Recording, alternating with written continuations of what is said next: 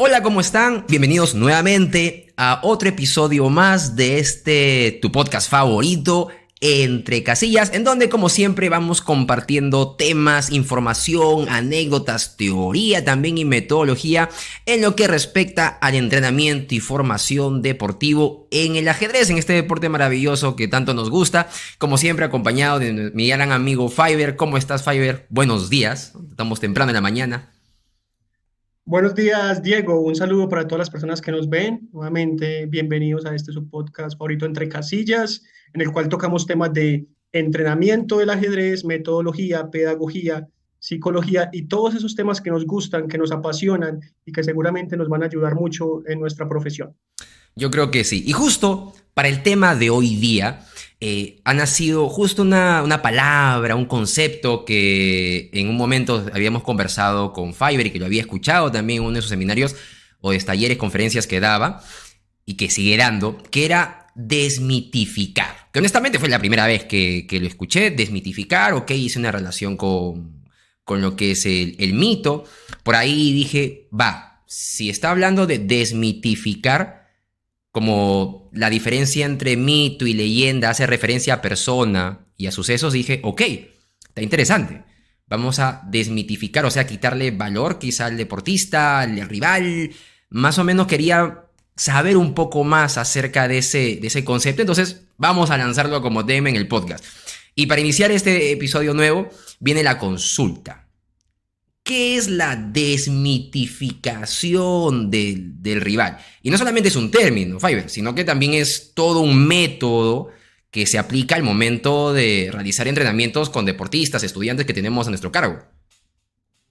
Así es, Diego. Bueno, creo que podemos comenzar por ir al diccionario. ¿Qué significa la palabra desmitificar? Pues desmitificar es disminuir o privar de atributos míticos a una persona o una cosa, poniendo en evidencia sus características reales. Entonces, te comento, ¿cómo surge esta idea? En nuestra función como entrenadores, creo que pues, a muchos nos ha pasado, que preparamos una partida, preparamos las líneas, hacemos una estrategia general, pero a la hora de competir, nuestros deportistas o nosotros mismos como deportistas sentimos una especie de bloqueo emocional. Cuando el rival es muy fuerte, cuando vemos que es gran maestro, maestro internacional, maestro FIDE, campeón nacional o un jugador que nos ha ganado antes, un jugador muy fuerte, todo esto que preparamos y que de pronto puede que se desvíe o que vaya por el camino que es, no es suficiente. No es suficiente porque no creemos y no tenemos esa autoconfianza de la cual ya hablamos en momentos anteriores y ya no nos alcanza. Llegamos a un punto donde nos bloqueamos y en esa partida ni siquiera podemos utilizar todo el potencial que tenemos. Entonces, a raíz de esa situación, viene la creación de este método, partiendo del momento preciso de, bueno, qué es lo que nos falta, y precisamente lo que nos falta es autoconfianza. Entonces, ¿qué causan este tipo de rivales? Estos rivales que son más fuertes, que tenemos una probabilidad menor de ganar, causan mucha angustia y mucho miedo. ¿Sí? Entonces, esto hace que nos bloqueemos. Y es ahí donde nace el tema de desmitificar. O sea, tenemos a nuestro rival muy arriba en un pedestal que sentimos que no podemos ganarle, que vamos a tratar de hacer una partida larga, pero vamos a perder igual. Es una situación que nos ha ocurrido creo que a todos. Entonces vamos a tratar de traer a ese rival, bajarlo un poco, quizás no queda a nuestra altura, pero que vamos a tener posibilidades reales de ganar. Entonces, ese es como el objetivo principal, bajarle la carga emocional al deportista y aumentar las posibilidades de ganarle el porcentaje, así sea, la probabilidad sea de 20-30%, pero existe una posibilidad real, Diego. O sea, en ese caso, por lo que mencionas, cuando buscamos desmitificar al rival, habrían dos componentes importantes en ese método o en ese proceso de desmitificación, ¿no? Por un lado está la parte de preparación teórica, ¿no? En la que de repente las estructuras, las posiciones de medio juego, los finales, el estilo de juego del deportista, las posiciones en las que de repente es mejor el rival o uno mismo, las líneas o variantes que practica, pero viene también el otro componente que es el componente emocional. Ahora, les digo componentes por lo que entiendo porque uno no viene después de otro, sino que son dos factores que hay que trabajarlos al mismo tiempo. O sea, ¿a qué me refiero? No puedo trabajarlo yo, o no puedo desmitificar al rival simplemente trabajando la parte emocional de mi deportista, ni tampoco puedo desmitificar a mi rival simplemente diciéndole, ok, él juega esto, esto, y hay que prepararnos de esta manera. Claro, es realmente es algo integral, es algo integral. Entonces, no es darle falsa confianza al deportista, como ya lo hablamos, diciendo que solamente vamos a ganar porque queremos, porque podemos, porque nos sentimos fuertes, Ujú. sino que le estamos dando herramientas realmente específicas de cómo ganarle. Entonces, para hacer una desmitificación, lo primero que hay que hacer es conocer muy bien al rival. Entonces, para esto utilizamos diferentes herramientas. Por ejemplo, en los aspectos técnicos, utilizamos filtros que nos dan una data, un resumen de tendencias y de patrones. Y estamos muy acostumbrados a que en las partidas la gente prepara la apertura. Y Muy a mi común, modo ¿ah? de ver, Muy común. sí, Muy muy común. común. Lo veo siempre. A mi modo de ver el ajedrez es un error. Porque, ¿qué pasa? Si la diferencia de nivel es bastante alta y yo preparo una apertura, incluso hasta con buena posibilidad de que me la jueguen, en el momento de que me cambien una o dos jugadas, prácticamente estamos fuera de combate. No sé si has tenido esa oportunidad, Diego. Sí, sí, claro, creo que sí, justo alguna anécdota, yo recuerdo de alguna maestra de ajedrez peruana que se iba a enfrentar a Hu Yifan, si no me equivoco, y pues me comentaba un colega que entrenarla contra una deportista así es complicado porque tienes una rival que no te juega una defensa, te juega 3, 4, 5 y te la juega muy bien, entonces incluso de repente le entrenas contra esa defensa que juega constantemente y, oh sorpresa, te la cambia y te sorprende. Y como anécdota, Fiverr, justo, no sé si sabías, pero el maestro, bueno, masificador, creo que es uno de los masificadores más grandes acá en Perú, que es el ingeniero Luis Arcos. Alguna vez hemos participado de sus actividades. Invitó una vez a una maestra colombiana, no recuerdo el nombre en estos momentos. Y bueno, fue un boom, gustó bastante. De ahí otro masificador le invitó también a una simultánea virtual. Y recuerdo pues que cuando empezó a jugar la maestra, todas las alumnitas de este masificador de amigo de Luis Arcos jugaban el mismo esquema. Como que ya le habían estudiado a la maestra colombiana. Entonces la maestra dijo, pues bueno, y lo dijo después en entrevista, que llegó un punto en donde la teoría decía, tengo que enrocarme corto. Es la mejor. En esta posición hay que enrocarme corto. Pero se dio cuenta que todas estaban preparadas contra ella y dijo, ah, no, les enroco largo. y lo dijo así. Sí, yo me di cuenta, les enroqué largo.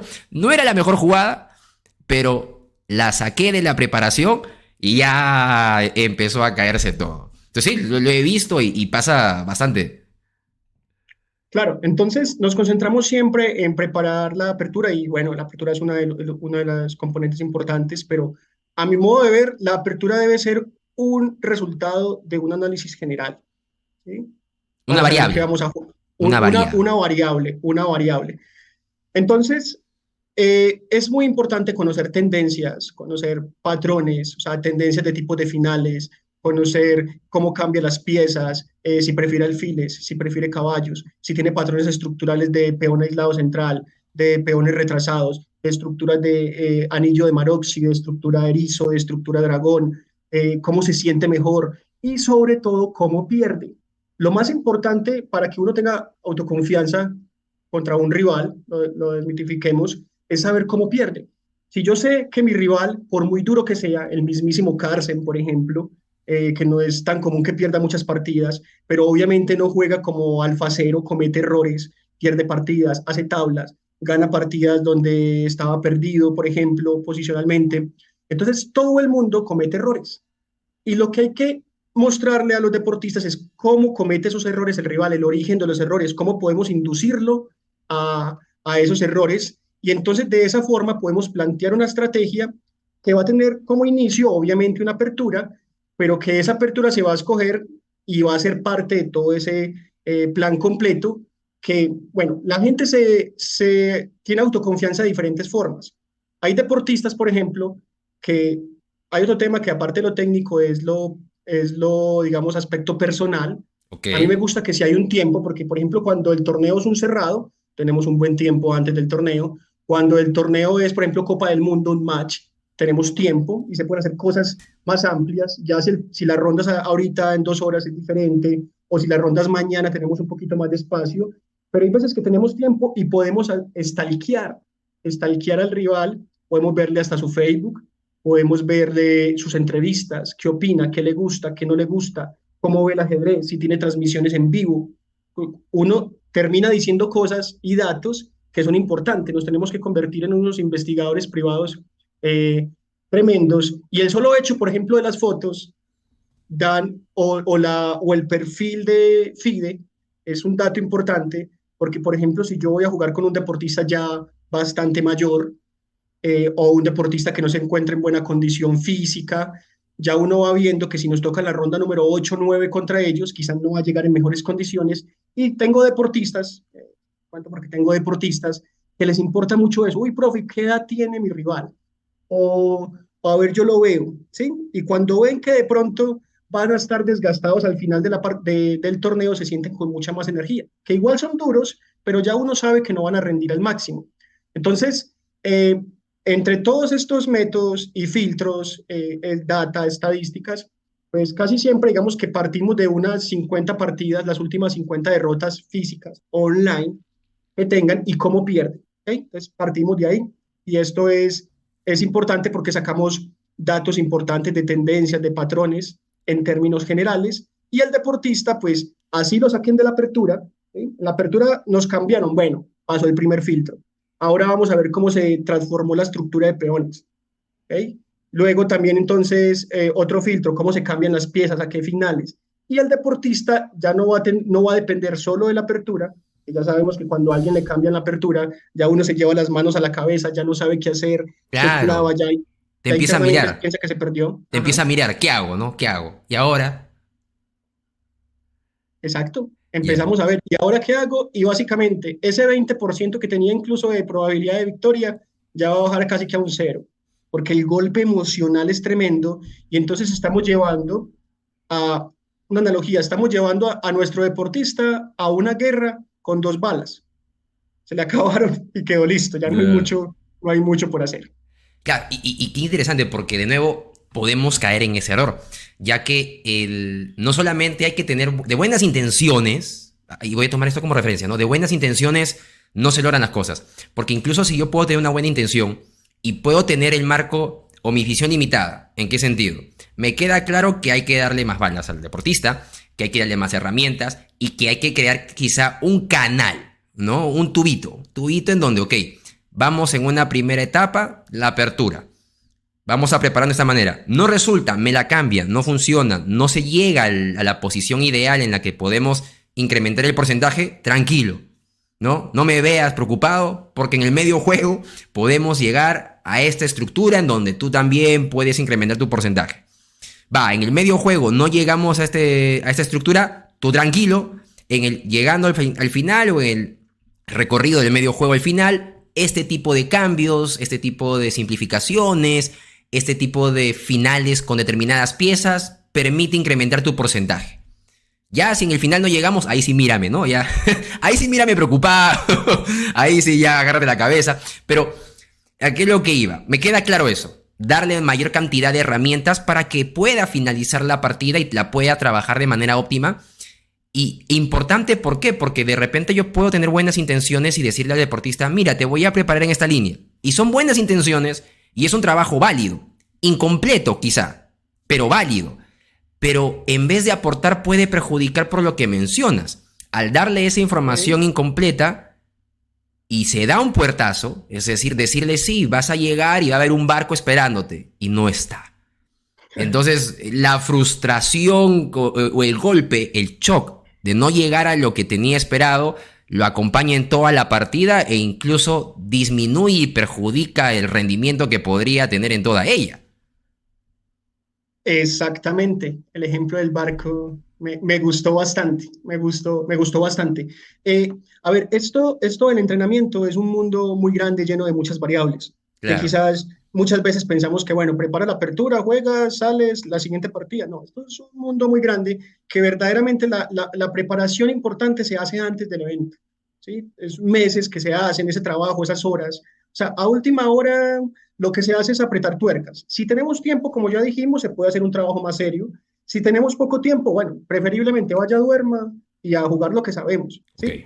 Pero estamos hablando en el de desmitificar al rival cuando tenemos tiempo, ¿sí? Tenemos tiempo.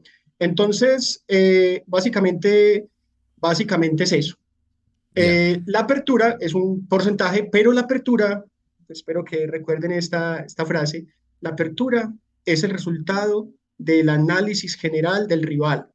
O sea, yo para escoger la apertura primero tengo que saber toda la otra estrategia, si la partida va más larga, si la partida va más lenta, si va compleja, si va más posicional, si, qué tipo de estructura general, a dónde lo atacamos, flanco de rey, flanco de dama, en el centro, si vamos a hacer neutralización, si vamos a hacer una emboscada o si lo vamos a buscar. Son muchas cosas y ahí entonces escogemos la apertura. Por ahí va la cosa. Sí, y bastante integral, la verdad, porque me gusta el hecho de que de repente, y no lo he visto, o sea, no lo he visto, y de repente en algún momento que lo he visto lo pueden tomar a mal o un entrenador puede decir, no, no te importa su edad. Y es un cliché, ya, eso es un cliché y yo lo he tenido, y ahorita lo estoy desmitificando.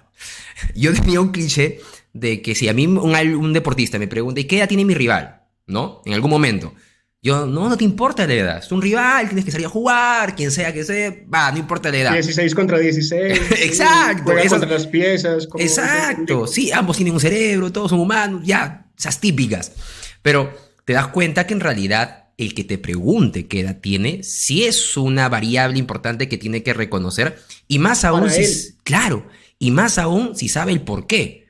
O sea, que un deportista llegue al punto en donde te diga, entrenador, sí, ¿quién es mi rival? Ya, ¿qué edad tiene? Que observe no solamente su apertura, sino también su estado físico, que esté averiguando, ok, estoy en la última ronda, penúltima ronda, hasta incluso podría, ¿en dónde está durmiendo? Ah, está durmiendo acá hora y media o 2 horas del torneo.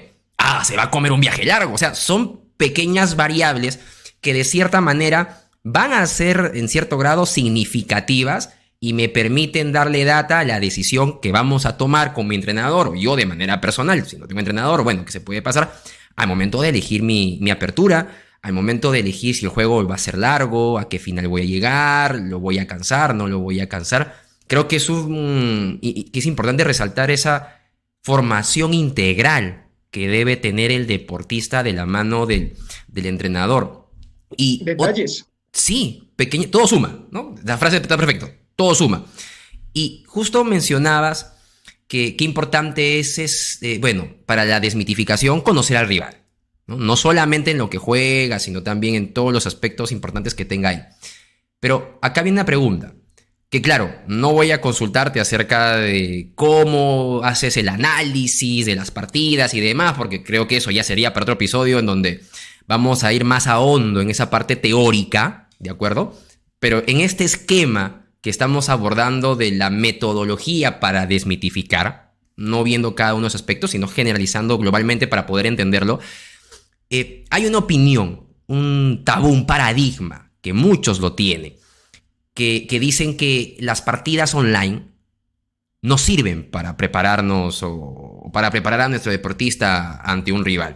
Incluso, quizá algunos dicen, no, no es cierto, sí sirven, pero lo que la gran mayoría, creo yo y me arriesgo a decirlo, Fiverr, podría estar de acuerdo, porque hasta lo he visto en transmisiones acá en Perú, es que si en algún momento, si en algún caso, algunas partidas online pueden servir, las de Bullet, ya, esas partidas de Bullet sí, no, es por lo menos para prepararnos contra un rival, no sirven, no funcionan, no son una variable que tenga un valor agregado significativo en la preparación que podríamos tener.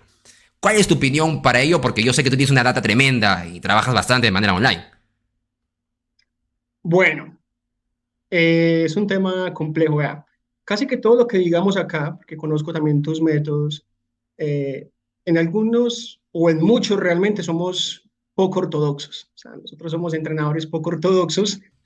Eh, seguramente tanto usted como yo hemos recibido comentarios de no, que eso no sirve, pero bueno, listo, es válido, todo es válido, pero voy a dar una frase de un especialista en estadística. Como nos gustan las frases, siempre traemos algunas acá importantes, Con la estadística de, todavía sustentada, que es lo de importante. Edward Deming, tipo tesísimo en procesos.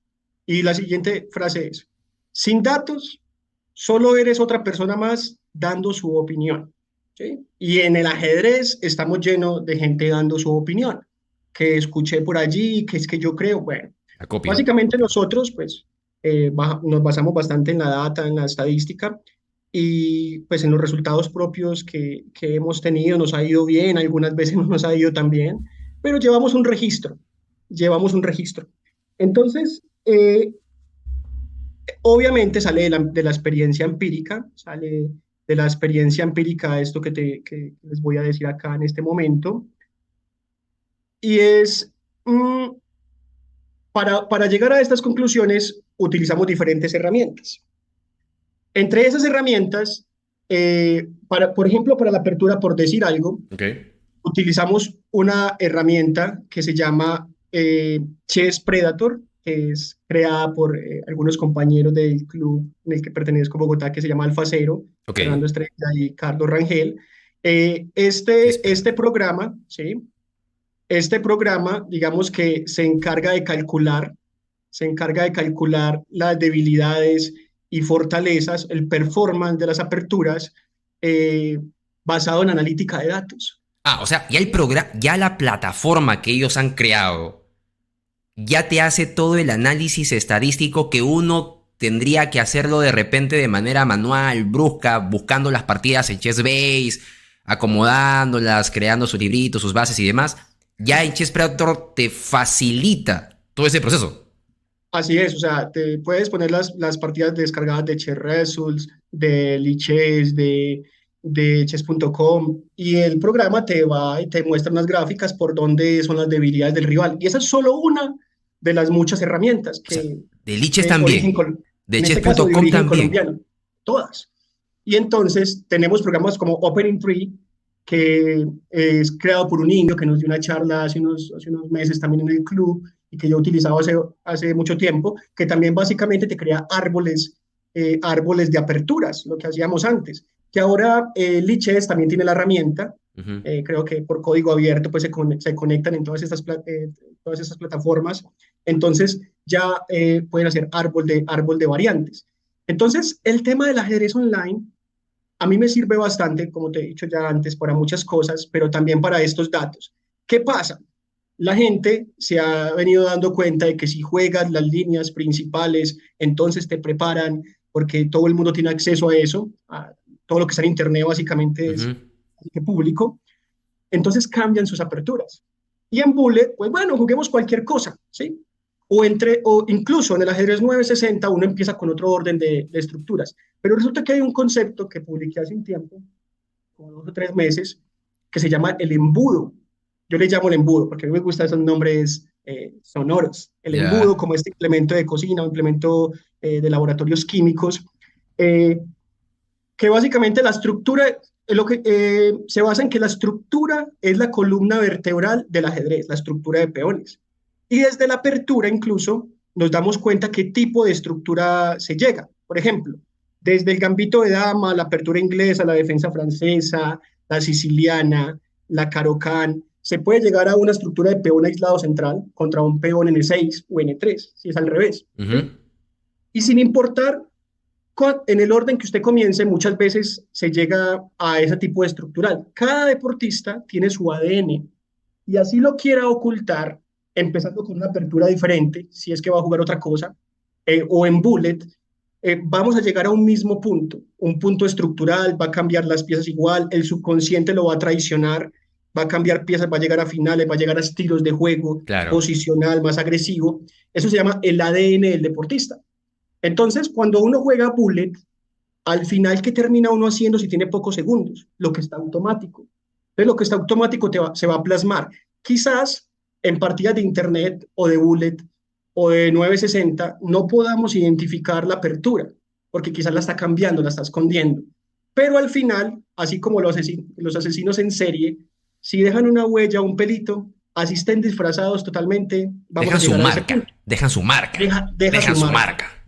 Y el tema es que la inteligencia artificial ha avanzado bastante y pues a usted lo vamos a identificar su ADN, ¿sí? Y los entrenadores que ya llevan más tiempo en el ajedrez, igual que los cardiólogos, que los neurólogos, que pueden identificar encefalogramas, electrocardiogramas y ven un montón de líneas y saben, usted tiene esquizofrenia, solamente viendo líneas, ¿sí? Están muy entrenados. Entonces desarrollan un olfato tremendo y las partidas se pueden preparar muy bien. Y ahora, pues apoyados con estas tecnologías, con el Chess Predator, con el Opening Tree, con el Lichess, con el Chess 24, con las herramientas, pues vamos a encontrar el mejor plan de juego contra alguien. Y si este alguien es muy superior a nivel a nosotros y tenemos un 1% de probabilidad, si hacemos un buen planteamiento, podemos desmitificarlo, podemos bajarlo un poco a donde le podamos alcanzar el pecho, como dices tú, Diego, Sí. le podemos alcanzar el pecho por lo menos.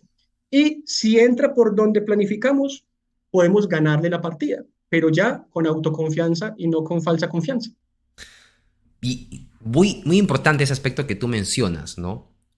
Y resaltar quizá que hay un trabajo grande y de nuevo, me vienen preguntas a la cabeza, pero yo digo, no, si empiezo a preguntar esto, ok, empezamos a profundizar, por ejemplo, cómo identificas, cómo usamos las dos páginas que me habías mencionado, Chess Predator, esa era donde encontraba toda la data, ¿Sí? y la otra era, Opening Tree, ellas son páginas para identificar las aperturas, pero también tenemos otros filtros y otras herramientas para identificar en el medio juego, en el final, claro, a entonces yo partir de esos digo, datos.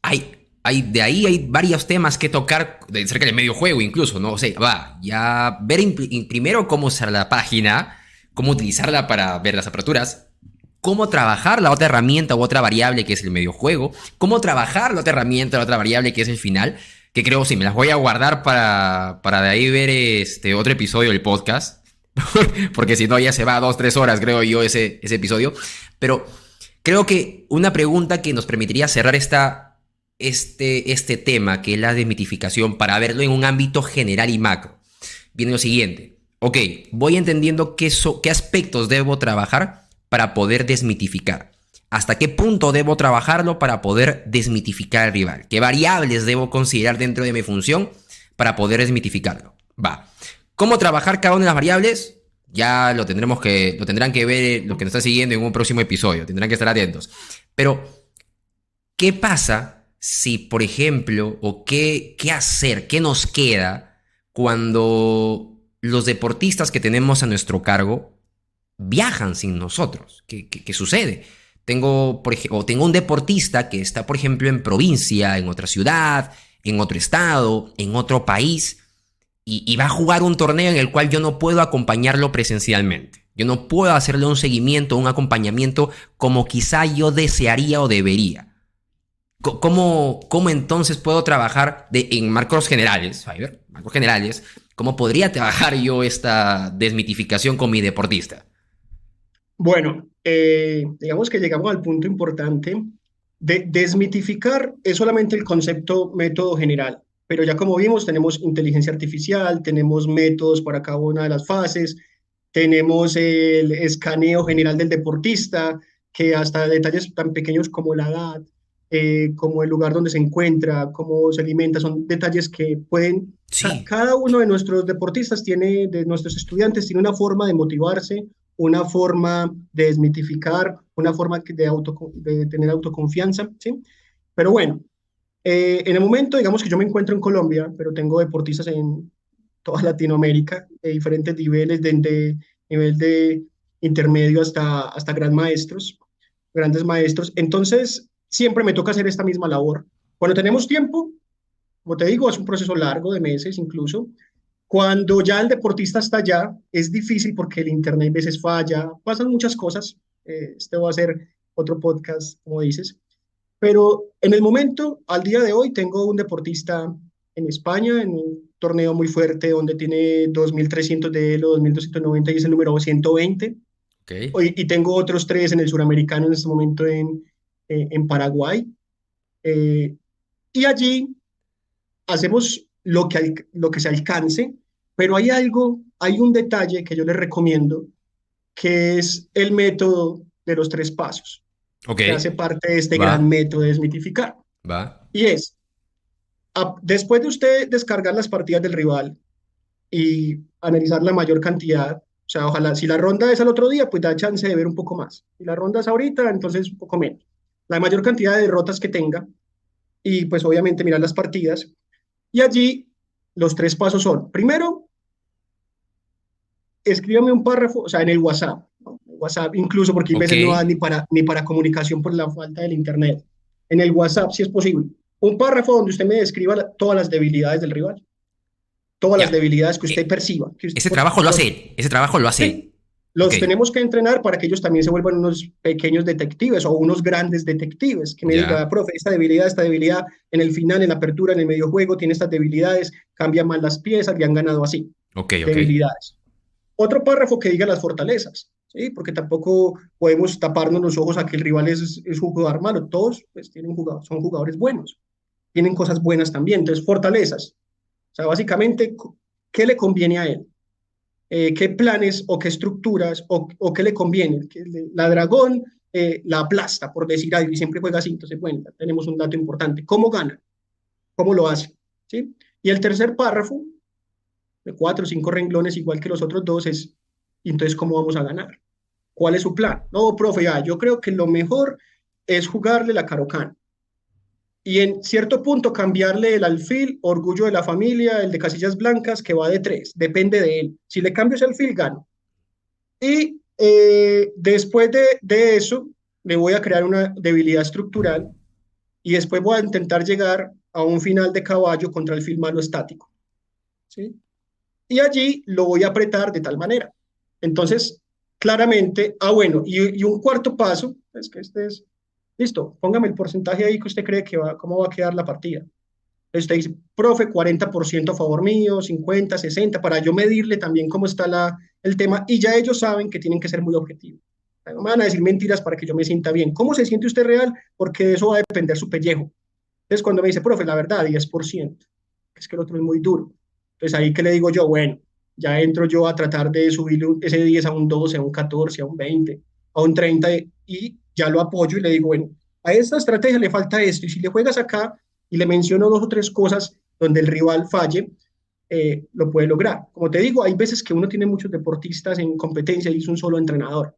A los latinos nos toca así, 1 para 10, para 12. Sí. Entonces, ese es un mecanismo muy rápido porque todos me envían su percepción, hay poco tiempo, pero todos me envían su percepción, yo les pulo, le aprieto un par de tuercas y ya, digamos que hay unas posibilidades reales.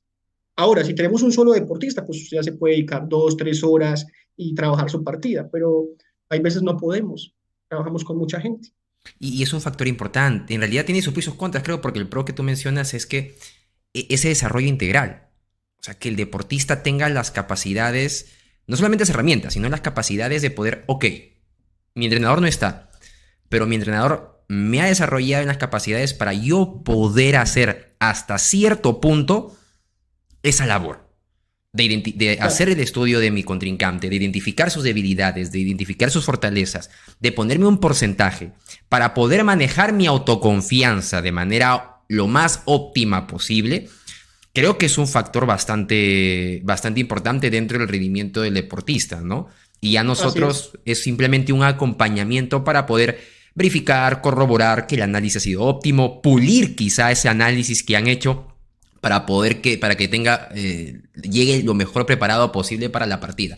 Yo creo que sí, y es un factor que hay que resaltar y Así que debe ser. creo que nos toca prepararnos como entrenadores para poder llegar a ese punto, ¿no? En que el deportista tenga la capacidad de poder hacer ciertas labores de manera independiente. Yo creo que sí. Es que incluso, Diego, uno como entrenador, uno muchas veces se llena de ego, ¿cierto? Queriendo ser que es que el deportista ganó porque es que yo lo llevé allá, yo le Que, preparé esa apertura, yo ganó, si vio, salió todo lo que yo dije, sí, eso que uno los lo siente entrenadores de fuerte. ajedrez con ego. Sí, ¿Con ego? ¿Qué? sí, uno siente esa satisfacción y Sí, es muy sí, sí. valioso recibir esos halagos. pero en el fondo lo que nosotros tenemos que hacer como entrenadores es brindarle esas herramientas para que ellos puedan trabajar solitos y hacer sus cosas bien. Uno solamente ser un apoyo, ser un guía, pero el principal objetivo de la educación, como decía por ahí Piaget, algo así más o menos, el principal objetivo es crear gente que sea crítica, que no trague entero, básicamente. Bueno, no creo que haya dicho trague entero, pero básicamente Claro. Piaget, el objetivo de la educación es crear gente que pueda hacer sus cosas por sí misma y crear cosas nuevas. Entonces, si nosotros los educamos bien, ellos se pueden defender, porque si dependen del entrenador, se dañó la conexión y perdió la partida siguiente, porque no me prepararon, no estuvo ahí el entrenador, no. Ellos saben cómo hacer sus cosas, saben que tienen que tener disciplina, saben cuáles son los pasos para entrenar, saben cómo sacar autoconfianza por sí mismos, cómo sacar motivación por sí mismos. Y esto creo que es lo que tenemos que hacer nosotros, trabajar, digamos que tras el telón y darle todas las herramientas necesarias a ellos. Y es un aporte, y es un gana y gana, creo, porque tener un deportista que pueda hacer ese trabajo, esa labor, enriquece, yo creo que debe enriquecer en gran medida la labor del entrenador, porque creo yo que el entrenador es un guía, es un facilitador para que el deportista pueda llegar a su potencial. Pero si el deportista tiene las herramientas y las capacidades para poder hacer parte de esa labor, al momento de que se conecta la experiencia y teoría del entrenador con el nivel de juego del deportista en un análisis conjunto, para poder desmitificar ese rival, creo que los resultados o las conclusiones a las que se va a llegar van a ser mejores, al fin y al cabo. Así es, así es. Si lo conocemos de forma general, desde cómo duerme hasta cómo respira, la edad, que uno diría, no, pero es que es una edad, entonces él juega bien porque tiene cierta edad, pero es muy duro. Sí, es cierto, los deportes son muy duros, pero a medida que va pasando las jornadas de juego, en ese punto ya no van a Claro, rendir igual. Se van a acercar un poquito más al nivel nuestro, sí. porque el término de desmitificar, pues obviamente hace relación a cuando el deportista lo tenemos más arriba, ¿sí? Pero si el deportista está más abajo, entonces hay que tener algo de mucho cuidado para enfrentarlos, no pasarnos de confiados, que ese también puede ser otro podcast. Y esa pregunta también la tenía presente, Fiverr, ¿verdad? Ok, cuando tú me hablabas de desmitificar ya, ¿y cómo ya me queda claro en términos generales cómo desmitificar? ¿Y cómo mitifico quizás un rival pero no, dije, no, ese tema debe estar bueno, también debe tener su estructura, sus Tenemos métodos. mucho tema. Sí, claro que sí. Creo que en otro episodio lo vamos a poder tocar con más calma. Yo creo que con esta conversación que hemos tenido ahora, bastante claridad le hemos dado a muchos entrenadores y también deportistas de este aspecto de desmitificar al rival, que de nuevo ha sido un episodio que busca esclarecer el término y mostrar de manera general, ¿no? Esta metodología o este proceso, que luego ya en su momento se irá profundizando. Creo que con esto ya estaríamos terminando el episodio. Fiverr, no sé, de repente algún punto adicional o algún comentario extra para este término desmitificar al rival.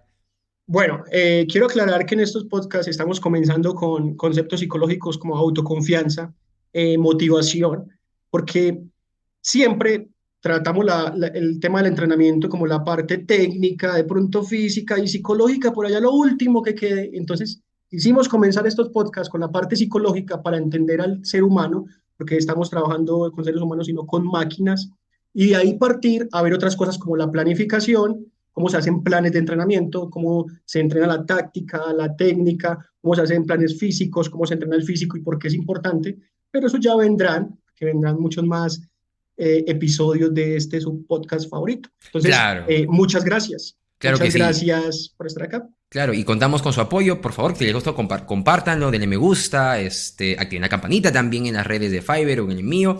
Y comenten cualquier duda, consulta que tengan respecto a un tema específico acerca de estos espacios que vamos compartiendo en tu podcast Entre Casillas. Entonces, en otro episodio ya nos estaremos viendo, quizá hablando de mitificar, ¿no? Al rival que es más débil, o de repente algún aspecto más específico de lo que es todo este concepto y metodología que ha compartido Fiverr, que es la desmitificación del rival. Nos vemos entonces en otro episodio y muchas gracias por habernos visto y compartir este espacio con nosotros. Nos vemos. Hasta la próxima.